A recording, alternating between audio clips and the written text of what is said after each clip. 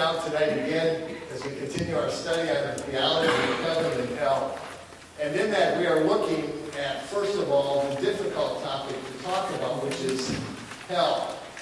And in that we are going to end up, though, because of the time factor, we will not get to it, but it will be our starting point next week when we look at the fact that hell is for real.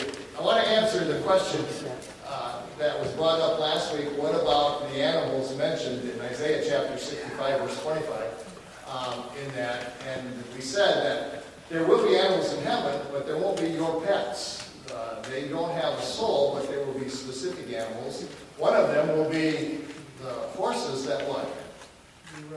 That we will be coming back on and riding, that is given to us in Revelation chapter 19, verse 14. The specific reference that was given to us in Isaiah 65, verse 25, is a reference for the millennium. And that is still here on earth at that time, and it's not eternity future or heaven that will be there. And that talks about the lion and the lamb that will lie down together in that situation. So that really precludes heaven where we were at. But again, and I think you caught the gist of that, our thought is this, that my Gus won't be in heaven. And even if there was that possibility, he may be going to the other place anyhow. In that part where that head is going on there. But understand that animals do not have a spirit like man. They have not been made in the image of God, nor have they had the breath of God breathed into them. So those are the distinctiveness of that. And that's what makes mankind unique in that. And again, that's what makes David respond in the Psalms. What is man that thou art mindful of them? And so those are the concepts that I want you to grab. And those are the questions that I would like to answer as you bring them out and look at them. Our responsibility, though, as we look at the subject of heaven and specifically hell, because it is one that we don't always talk about. We may mention it in a sermon or an illustration or a reference. But we are to present the totality of the Christian faith with boldness, clarity, and courage. And one of the things that we miss is a discussion on hell. For hell is an assured reality, just as it is presented so very clearly in the Bible. And to run from this truth, to somehow say it's non-existent or we won't talk about it, is to reduce the sting of sin and the doom of hell. And it really is to pervert the gospel. And so sometimes we struggle with that and we leave a hole in the gospel because we don't want to talk about the reality of that. And if we deny the scriptures there, where do we stop? I put up to you that hell is not open for a vote or for revision. We have to go back to the doctrine that is there. In our study so far, we've looked at the reality of eternity. You've had those notes. Again, they are available on a CD, or I guess we are on video now where you can grab that. Secondly, we've been giving you the reference data that has been shared in that. And again, you have those notes and those references. We started in the reference data as we looked at the dilemma. And we ask this question, what is happening? And the biggest problem that I see is that hell has always been a controversial doctrine. It's one that people shy away from.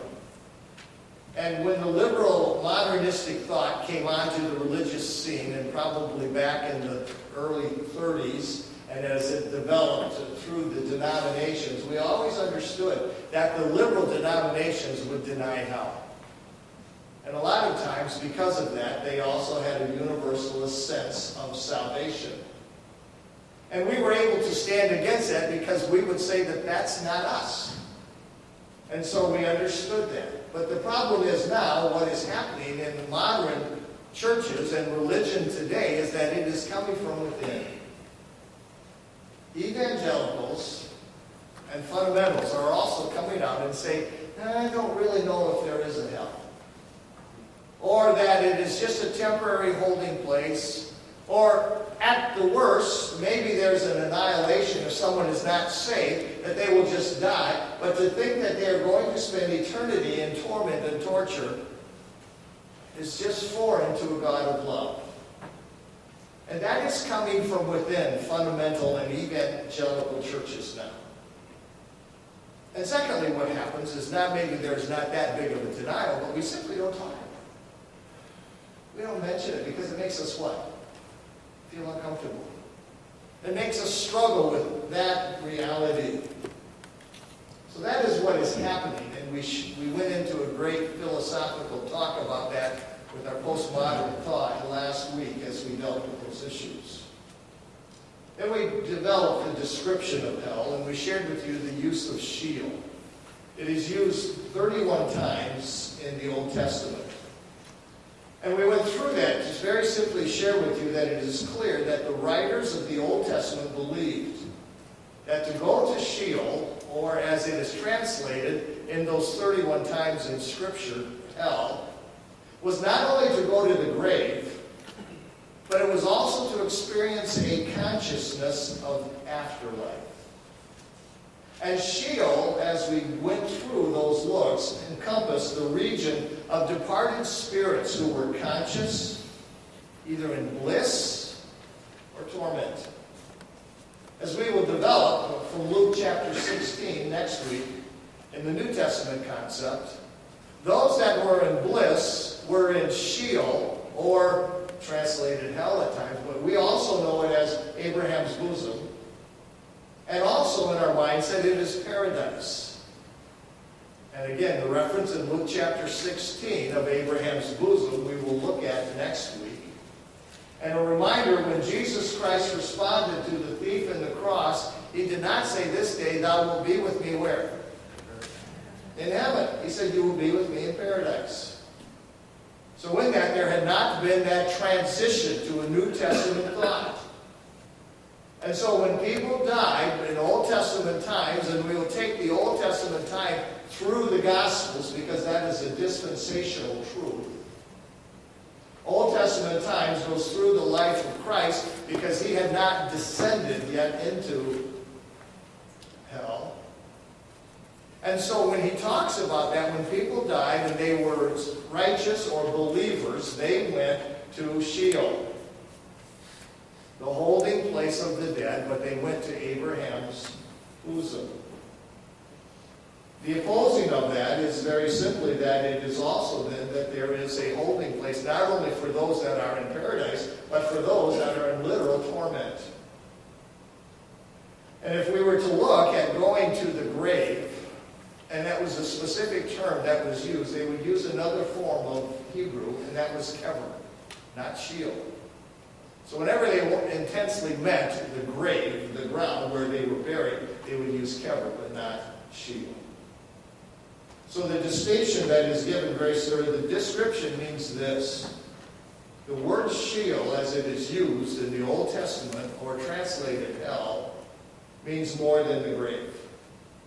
It is the holding place of the dead, is what we would say at this time. The distinction that I want us to look at very quickly, and I know I'm throwing a lot at you, but sort through it and think through it, and then maybe we'll bring some questions up.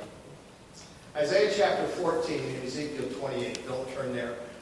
You have those references at the back of your page. Isaiah chapter 14 and Ezekiel 28. Both of those passages describe, do you know what they describe? The fall of Satan. All right? This is the fall of Satan. When he is cast out of heaven for his sin, it is the beginning of sin for all of mankind. And in that, we understand that when Satan fell, that there was a clear distinction that he fell somewhere. And it was not the grave, it was hell.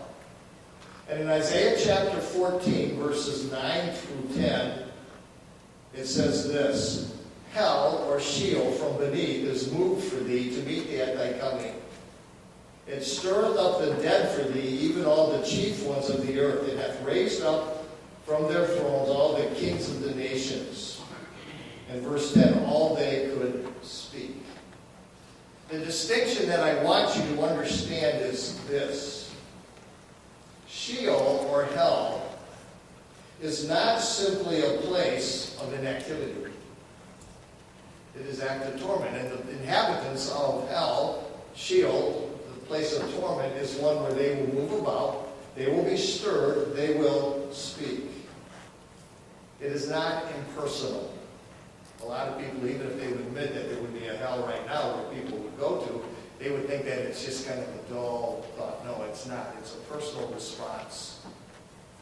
And there is activity that is going on there. And that is as much as God really gives us to look at in the Old Testament times. Fourthly, the distinction that is given, I want you to know that it is also a place of darkness. Ezekiel 26, verse 20. Ezekiel 26, verse 20. Sheol is often spoken of as a shadowy place of darkness, a place that is not part of this existence. For it says this, when I shall bring thee down with them that descend into the pit with the people of old time, and shall set thee in the lower parts of the earth, in places desolate of old with them that go down to the pit. So somehow in our minds, as we think of the descriptions of hell, where do we always think that hell is?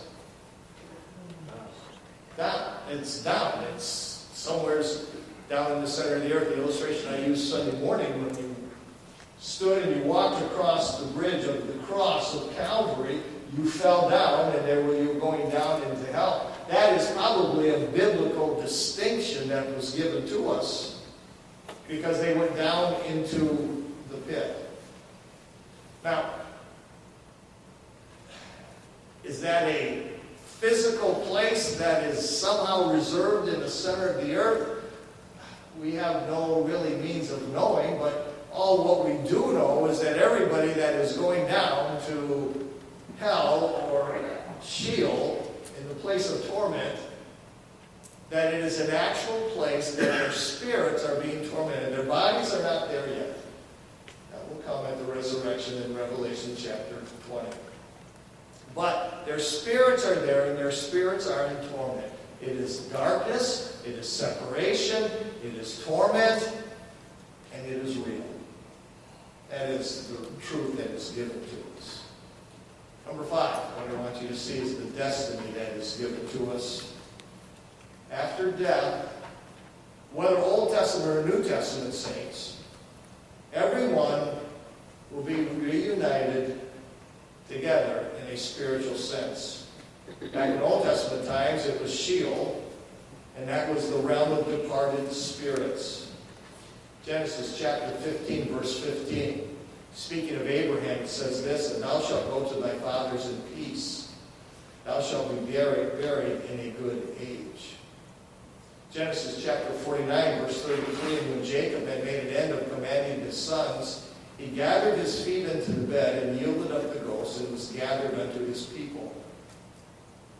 It seems clear as we look at the references of people that have died in the Old Testament times, is that those who entered into that region that we call Sheol, or translated sometimes hell, is that they did not all have the same experience. For some it was an experience of blessing, gathering out with their families. For others it was a spirit of torment and pain. The difference then is this, as I already explained, and we will further explain this next week as we come to it.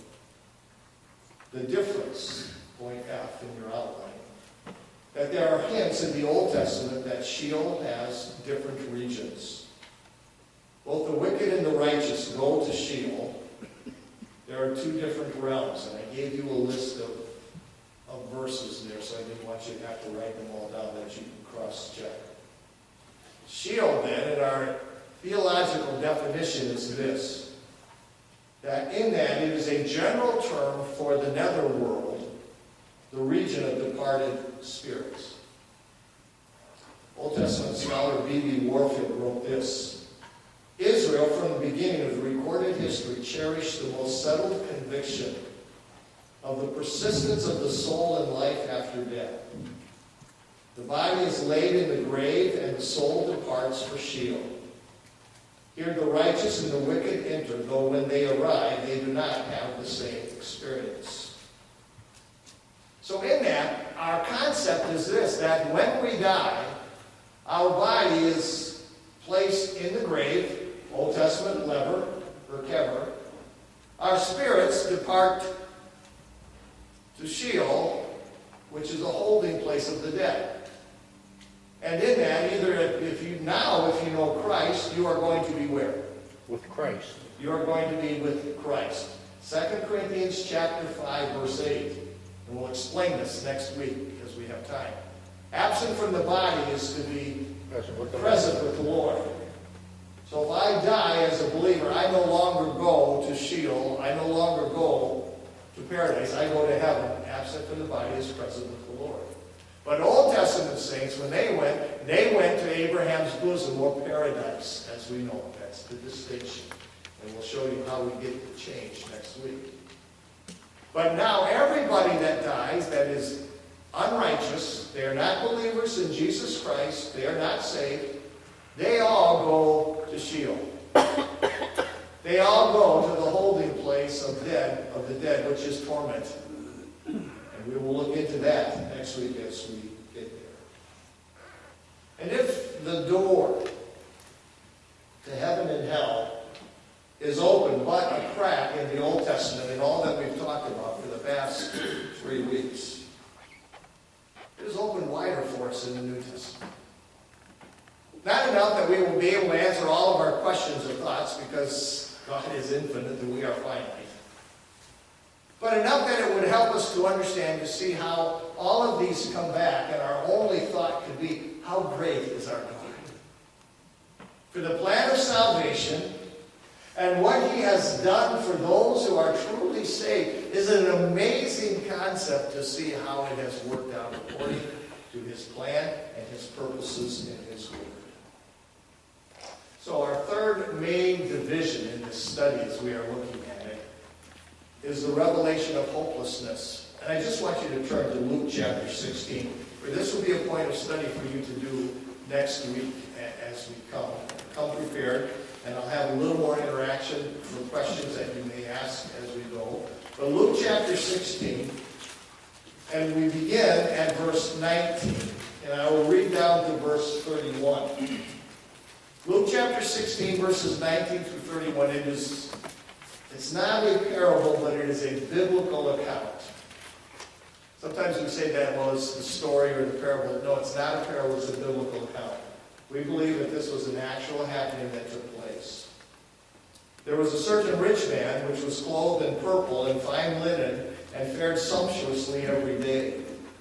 And there was a certain beggar named Lazarus which was laid at his gate full of sores. One of the reasons we believe it's an actual account is the use of the proper name that is given to us.